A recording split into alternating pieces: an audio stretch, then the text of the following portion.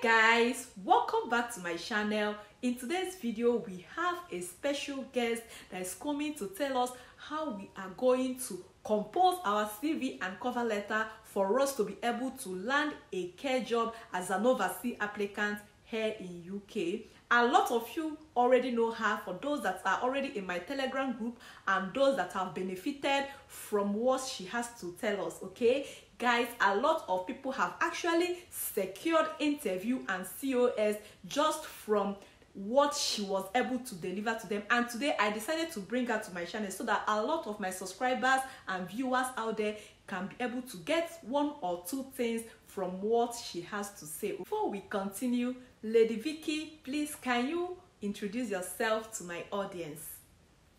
Hello guys, how are you doing?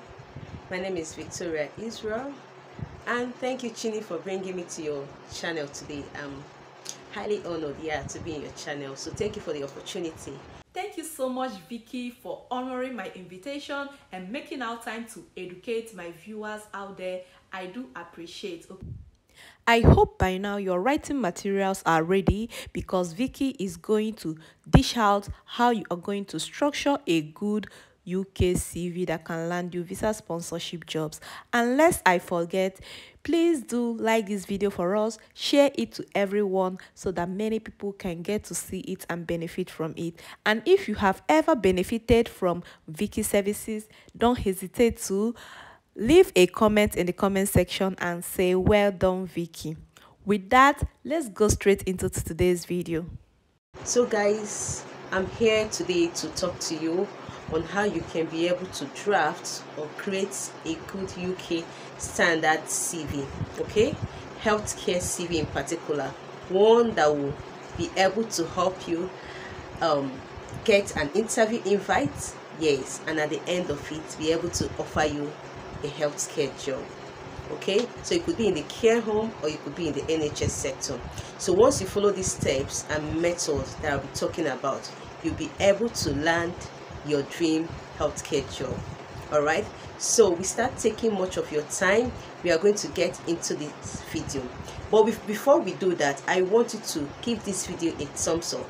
All right, so if you're new to her channel, make sure you like and subscribe to her channel, and make sure guys you stay right into this channel, because on this channel Chinny dishes information about how you can be able to get a job abroad, be able to get admissions abroad if that is your dream. Okay, so let's get into this video. Thing you should know when you want to tailor your CV, make sure that your CV format is very, very clear and straightforward.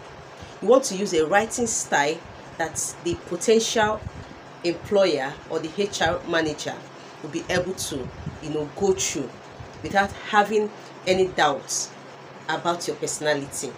And you want to make sure that you're drafting or you're creating a CV that can pass through the ATS system, making sure that you have the right keywords in your CV is the number one goal you should have while drafting your CV.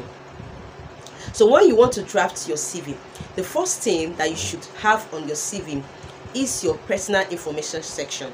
So on this section, this is where you have your name boldly written. After that, you have your address. So on this address section, because you're an overseas candidate, you want to include your city, your state, and your country. This is very, very important. You might not necessarily need to go into details of telling them your full address, like, okay, I live in number so place. No, it's not important at this stage. So you will just want to put in your city, your state, and your country. Then make sure that you have a professional email address. This is very, very important. Okay, I see a lot of CVs where people get to drop emails that are not professional. You wouldn't want to create a wrong impression about yourself. So make sure that your CV you're having has your first name and your last name. Okay, so after that, you should have your phone number written out on the CV on this personal information section. And these are the four major information that you need to have on this section. It's very, very important. And this is your phone number. Make sure you have your country code, because you're not in the UK already. make sure you have your country code. For Nigerians, we have something like +234. So wherever country you're from, make sure you have your country code followed by your phone number. Very, very important, so that an employer could be able to reach you. And make sure the phone number and the email address you're dropping on your CV, they are in use. What I mean is that you're using them at the moment, not like a phone number you've not been using for a while or that is not currently in use. Okay, the same goes to your CV. So having said that, the next thing that should come under your CV after your personal information is your professional summary. So guys, this summary section is very, very, very important. Okay, so your professional summary is a recap or a summary about who you are, your skills, your expertise, your qualifications, what you've done, what you're currently doing, or what you've been able to achieve. And you could also go ahead to tell them how long you've been in this sector. If you've been in the sector for 2 years, for 3 years, or over that, you could mention that on this summary section. Okay, so make sure that this summary section is between 3 to 5 sentences. All right, just keep it short, clear, and concise. All right, so also make sure that on this section you're able to utilize some keywords into this section. Okay, keywords related to care or related to the healthcare sector.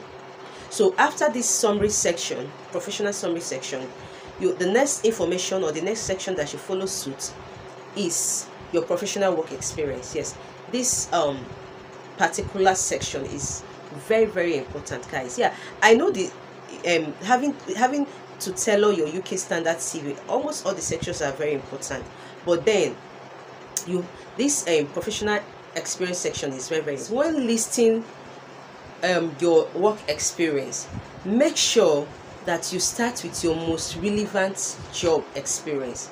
Okay, so you want to let the prospective employer know how the job that you're currently doing is related to what you're applying, to the role you're applying for.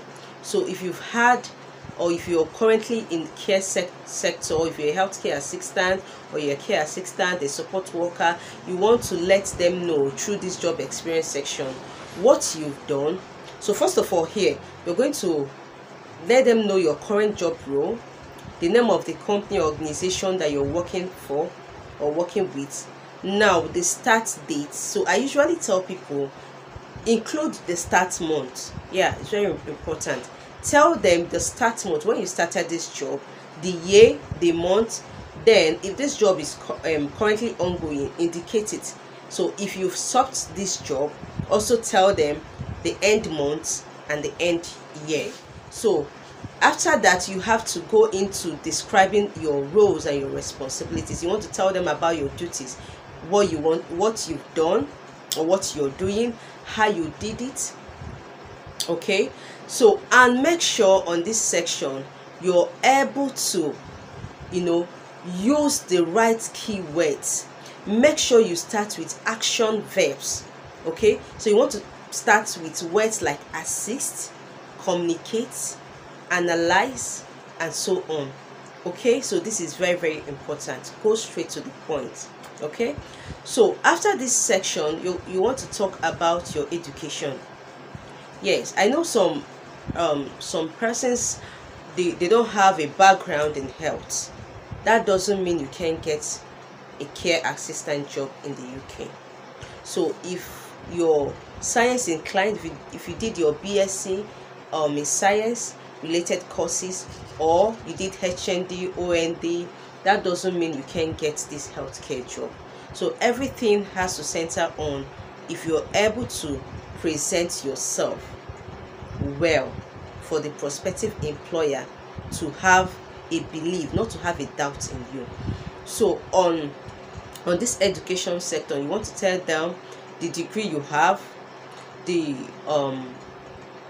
program you did. So if you studied marketing, if you studied business administration, if you studied nursing, whatever program you did, just include it. Okay, then also let them know the school, the name of the institution where you attended this or where you got the certification from. Then also make sure you include the country where you got this qualification. If possible, add the state or the city, then the country. tell them the start time frame, the start period, when you started this program and when you ended this program. Okay, this is very important. So I see some people just putting just maybe the start a year without including when they ended this program. So they want to see if this program was a 3 years program, a 2 years program, or a 4 years program, just like that. So just like you have just like you do it when you are writing out your academic CV. So also try to do that when you're making this your UK standard healthcare CV. Okay, it's very important. After this section, the next thing that should follow suit is your skills. All right, so guys, this section, like I always say, is very, very important too. So your skills, okay, your skills comprises of both your hard skills and your soft skills. So guys, your soft skills are your personal skills, your personal attributes, things that qualify you as a person, things that make you up as a person. So this could be you yourself being things like you being empathetic, being compassionate, caring, you know, and all that, being patient. So these are your personal attributes. They makes you who you are. When we talk about these hard skills, we talk about, or we are referring to, skills that you learned, technical skills that you learned while on the job or in a training or in a program. So we are looking at things like meal preparation, drug administration, dementia support, critical care, you know, all those skills you learned while you were in the job or while you were in a particular training. Okay, so this is what you want to put on this section. So I usually tell people, don't just put 1 or 2 skills and just let it go. No, you want to sell yourself on this section. You want this prospective employer to see you as the right candidate for this job. Okay, so you want to make sure that this skill section, you have between 8 to 10 skills, which include both your soft skills and your hard skills. So guys, if you're really enjoying this video, make sure you subscribe and make sure you like this video.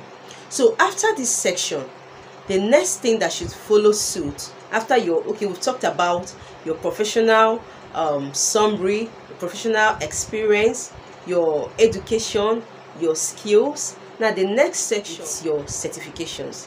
So this is also very important. So if you've been working towards getting a healthcare job, I believe by now you ought to know that you should be doing some online courses or even offline courses that are related to the healthcare sector. So because this job is very, very competitive, you wouldn't want to be left out. You don't want to just submit an application with just, okay, let me just say, okay, you will have a previous healthcare background, maybe you did nursing, or you have a background, you did certified nursing assistantship. Okay, so it doesn't really stop you from doing further programs. These prospective employers, they want to see that, okay, you went to school and you graduated in so year, but currently you've been preoccupied with doing some online courses just to refresh yourself for this job. So you see, this idea is very, very important, and it will actually help you scale through. That's just the truth about the matter. Okay, so you don't want to be left behind. This job is very, very competitive. A lot of people are applying for this job, and you want to get this job at all costs. So guys, if you've not started doing any online courses, I recommend you do some courses. I think Chinny has on her channel a topic that she has talked about courses you could do and where you could find these courses, both free courses and paid courses. So go ahead, check that video, and do justice by registering yourself and get yourself started with some online courses. Okay, so on this section, you're going to tell them the courses you've done, the course titles, the company or the organization where you did this program with, the start date, the end date. So it's also very important that if this course was an online course, make sure you tell them this is an e-learning course. Okay, you did this course online. Okay, then if it's an offline course, make sure also you indicate that. So it's very after clear. Your certification section, if you have awards, please list it, awards and interest. If you be given awards, maybe in your working place, But make sure these awards are related to what you're applying to. They are related to the care sector. Okay, so if you're getting an award, please include this. This will help you also stand out. All right, so if you have interest, please also include that. Okay, very, very important.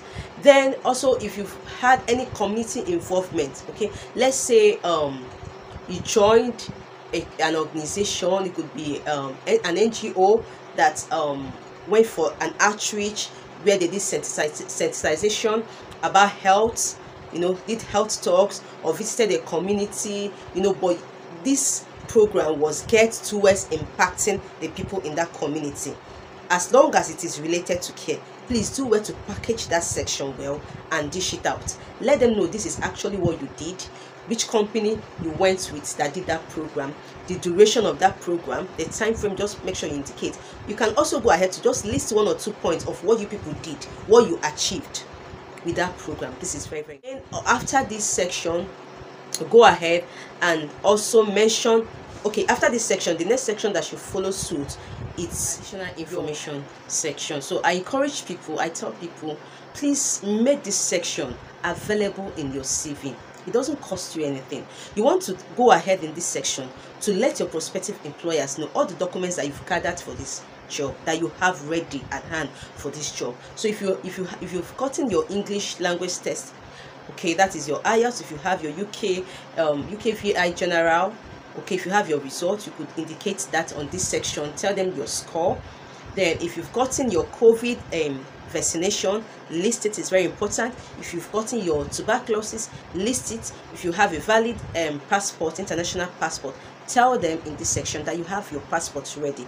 Also, if you've gotten your police clearance certification, tell them in this section that you also got this. So all the documents that you have ready, that you're using to look for this job, that you know that are ready, not the ones that are not ready, please. The ones that are ready, make sure you indicate on this additional information. So this section is just like you telling them, okay, I have all this, I have all the documents ready for this job. Please go ahead and, you know, book me for an interview. So you wouldn't want them to come and start emailing you. Do you have this documents? Have you done this? Have you done that? You just want to let them know straight beforehand that you already got these documents ready. Okay, so this is very, very important. Go ahead and add it. The next section that should follow suit, it's your references.